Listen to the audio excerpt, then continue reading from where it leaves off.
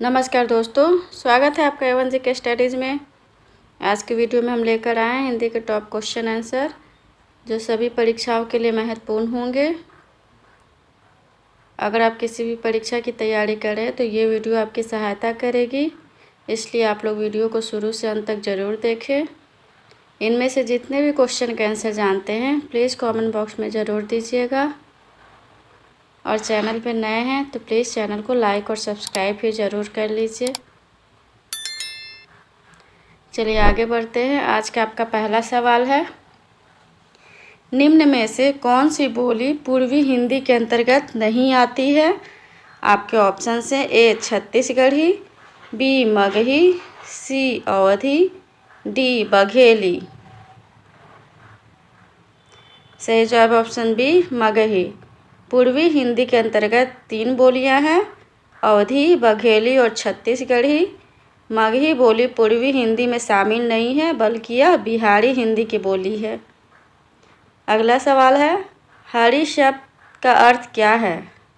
आपके ऑप्शन से ए देवता, बी पर्वत, सी विष्णु, डी मृग। सही जवाब ऑप्शन सी विष्णु।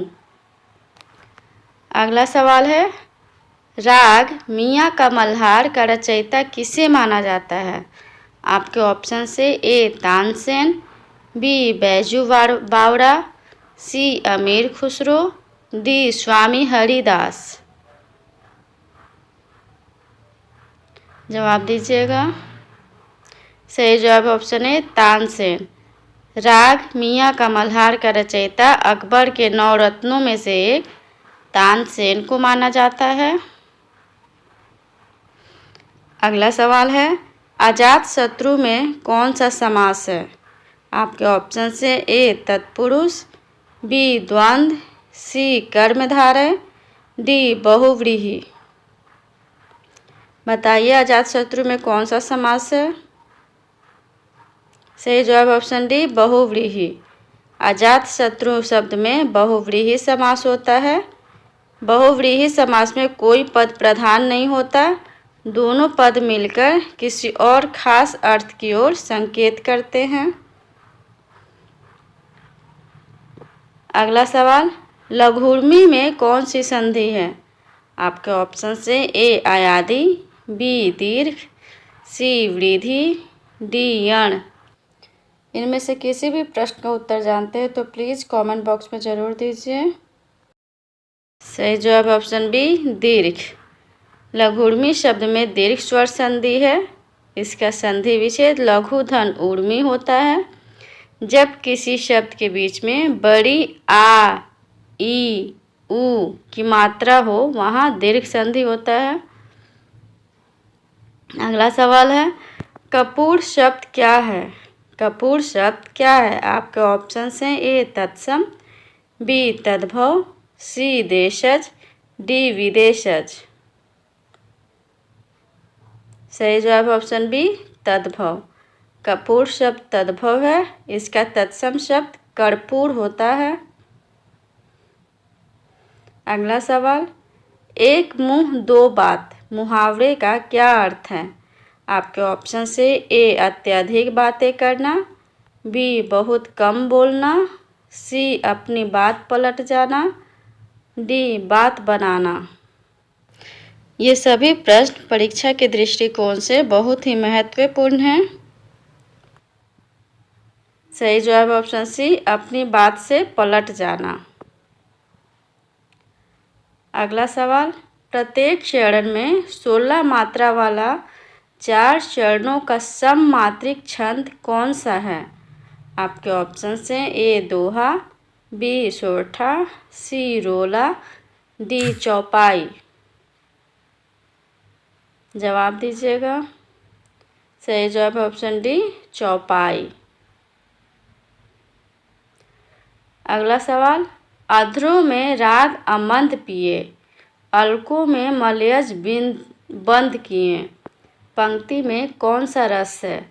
आपके ऑप्शन से ए करुण, बी श्रृंगार, सी वात्सल्य, डी शांत। सही जवाब ऑप्शन बी श्रृंगार। अगला सवाल, अंधा कुआं नाटक के लेखक कौन हैं? अंधा कुआं नाटक के लेखक कौन है? आपके ऑप्शन से ए मोहन राकेश, बी विष्णु प्रभाकर, सी जगदीश चंद्र माथुर, डी लक्ष्मी नारायण लाल। सही जवाब ऑप्शन डी लक्ष्मी नारायण लाल। अंधा कुआं नाटक के लेखक लक्ष्मी नारायण लाल हैं। वे एक समकालीन नाटककार थे। अगला सवाल, अज शब्द को स्त्रीवाचक बनाने के लिए किस प्रत्यय का प्रयोग होगा? आपके ऑप्शन से ए य, बी इक, सी आ, डी ई। सही जवाब ऑप्शन सी आ। अज शब्द को स्त्रीवाचक बनाने के लिए आ प्रत्यय लगाया जाता है।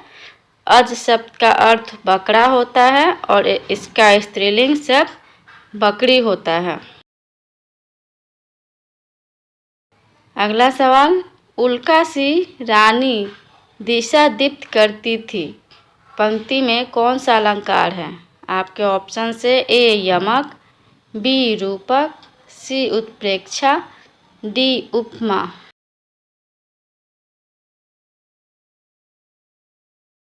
सही जवाब है ऑप्शन डी उपमा। जिस पंक्ति में सा, सी, से जैसा आदि शब्द आते हैं वहाँ उपमा अलंकार होता है। अगला सवाल, भक्तमाल के रचनाकार कौन हैं? भक्तमाल के रचनाकार कौन हैं? आपके ऑप्शन से ए नाभादास, बी केशवदास, सी विष्णुदास, डी सुंदरदास। सही जवाब ऑप्शन ए नाभादास। भक्तमाल के रचनाकार संत नाभादास थे। उन्होंने यह रचना साल 1585 में की थी। यह ब्रज भाषा में लिखी गई एक कविता है। अगला सवाल, निषिद्ध का विलोम शब्द क्या है? निषिद्ध का विलोम शब्द क्या है? आपके ऑप्शन से ए प्रविधि, बी विहित, सी विनित, डी विधि। सही जवाब ऑप्शन बी विहित। निषिद्ध शब्द का विलोम शब्द विहित होता है। अगला सवाल, सूरदास के गुरु कौन थे? सूरदास के गुरु कौन थे? आपके ऑप्शन से ए रामानंद, बी रामदास, सी वल्लभाचार्य, डी विठलनाथ। सही जवाब है ऑप्शन सी वल्लभाचार्य। सूरदास के गुरु का नाम श्री वल्लभाचार्य था। अगर वीडियो अच्छा लगा हो तो प्लीज़ चैनल को लाइक और सब्सक्राइब करना ना भूलें। धन्यवाद।